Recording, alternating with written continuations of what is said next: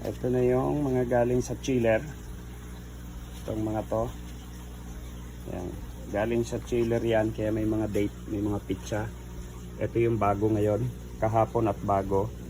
29.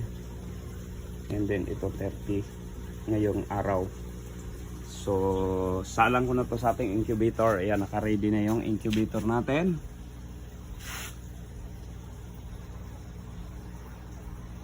Okay. 30, ilan ba? 36, 37. Pero sa ating thermostat setting ay 38.5 po yan. Pero dito sa analog, dito ako sumusunod. No, sa analog na thermometer. Ayan. So, kung ano yung ano niya dyan, dito ako nag-calibrate. Ito ang sinit up ko. So, nasa 38.5. Pero dito ay 37 lang. Nasa 37.2, mga ganon yan. Lampas lang ng konti. Hindi umabot sa kalahati. Yan po yung dati kong settings na marami tayong napaitlog. Kaya ngayon, no, salang na natin to.